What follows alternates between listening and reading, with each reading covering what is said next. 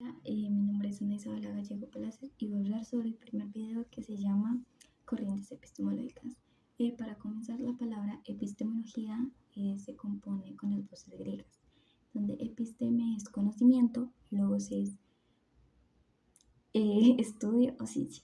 Bueno, la epistemología estudia cómo se genera y valida el conocimiento mediante un enfoque crítico y reflexivo.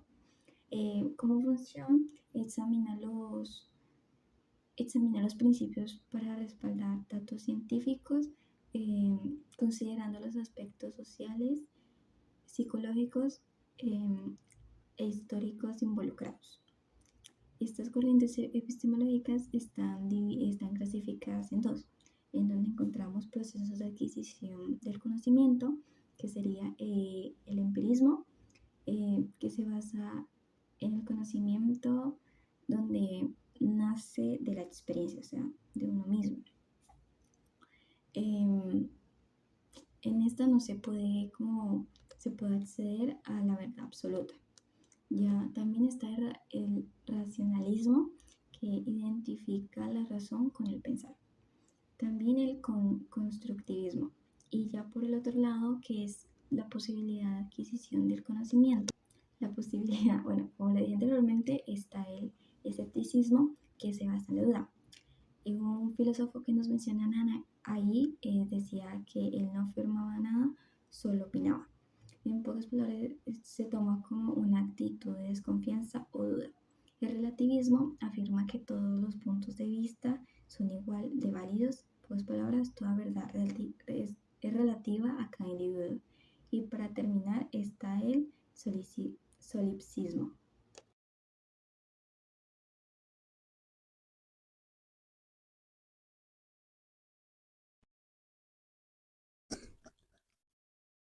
Buenas, mi nombre es David Esteban Piso y a mí me correspondió el tema del dogmatismo filosófico.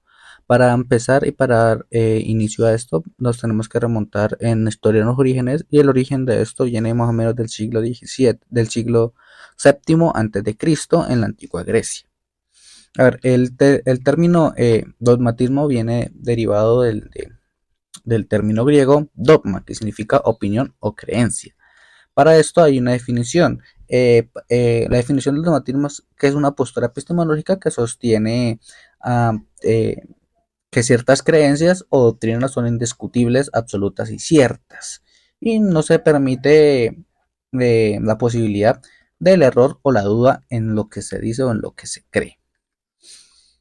Ahora, una frase importante del cual uno de los pioneros, que fue Tales de Mileto, dijo que fue o que se considera es de el mito al logos. ¿Esto qué quiere decir? Que en la parte del dogmatismo o la postura dogmática dejó de creer en la parte absoluta de los dioses, y que se deriva a dar resolución o encontrar parte de las soluciones a los fenómenos naturales en la interacción del sujeto y objeto, dándole cabida al conocimiento o una respuesta lógica a las cosas. Algunas de las características importantes o algunas de ellas es la creencia en verdades absolutas. Como ya dije, el dogmatismo se basa en que lo que se diga es cierto y no hay forma de decir lo contrario, y es una verdad absoluta, lo que se dice es. También otra característica importante es el rechazo del escepticismo y la duda. No se permite o no permiten los dogmáticos que se dude o se sea escéptico hacia las verdades que se están implantando o se están diciendo. Otra característica importante es el conservadurismo intelectual, lo que quiere decir que no se abre o no son, ellos no son abiertos a opiniones o a otras ideas sobre otros pensamientos o sobre otras doctrinas o sobre otras formas de ver las cosas. Bueno, uno de los filósofos dogmáticos o algunos de los filósofos dogmáticos más relevantes o que son referentes sobre eso fue el que ya mencioné, Tales de Mileto, que fue un filósofo de la antigua Grecia, mm, por allá en el 750 al 540 hacia antes de Cristo. Tenemos a Pitágoras, que también fue un filósofo matemático, el cual basó casi toda su historia y su investigación, o prácticamente su pensamiento, en la lógica de los números. Y dejó unos aportes como el teorema de Pitágoras. Y tenemos a Heráclito de Éfeso.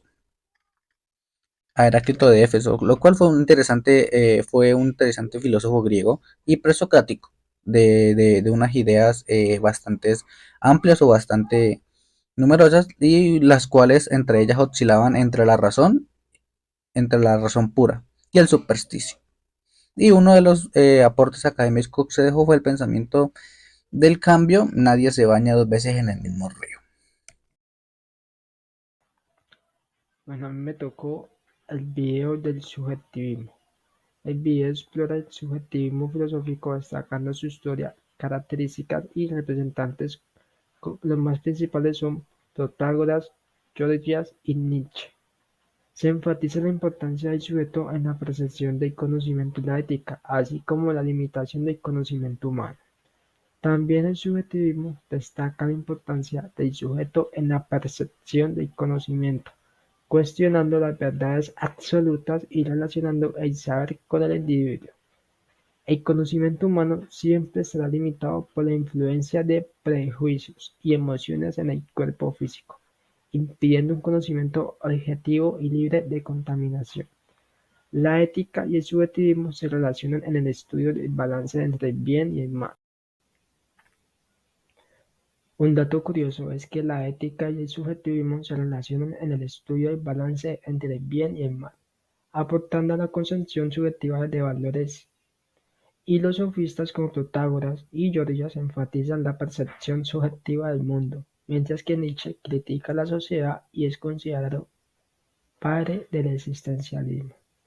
Protágoras destaca la percepción subjetiva del mundo y la influencia de la naturaleza personal de la interpretación de la realidad, mientras que Nietzsche vuelve a criticar la sociedad, la moral, el arte y la religión desde una perspectiva analítica, siendo el precursor del existencialismo.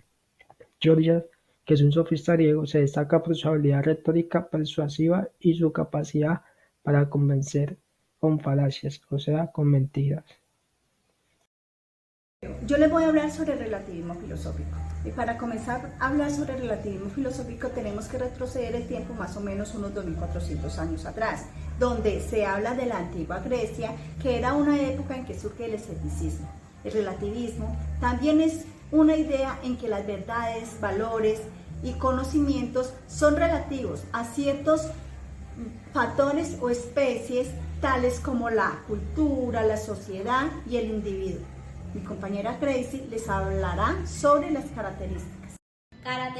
Sus promotores fueron los sofistas, quienes utilizaban un despliegue de retórica en su discurso que terminaban convenciendo a sus espectadores. Se opone el objetivismo para el relativismo de la verdad, dependiendo aleatoria, cambiante o dinámicamente, dependiendo del momento histórico, el contexto y otros factores. Se basa en el entorno y circunstancias, la cultura, la sociedad, familia y comunidad y todo conjunto humano que impliquen convivencia e influyan en la forma de un individuo en percibir el universo. Otras características son relatividad de la verdad, realidad, la respectiva tolerancia y aperturales. Tipos de relativismo que hay en el cognitivismo, el cultural, el moral y el lingüístico. Uno de los representantes más importantes del relativismo podemos encontrar a Pitágoras, que es un filósofo griego donde él nos dice que el hombre es la medida del conocimiento. También tenemos a Friedrich Nietzsche, que es un filósofo alemán, donde dice que la cultura y la idea son parte absoluta y que no hay verdades absolutas como tal, y él hace énfasis en un subjetivismo. También encontramos al señor Richard Forty, que nos habla sobre la filosofía y desarrolla la idea de que el relativismo es pragmático. Teniendo en cuenta esto, podemos llevar que la conclusión es que la relación del relativismo con la actualidad, se puede decir que la filosofía sigue siendo relevante actualmente, ya que esto hace que en el presente los factores como la globalización, la política, el pluralismo cultural, la gestión y el gestionamiento sigan siendo un cuestionamiento entre la ética y la moral.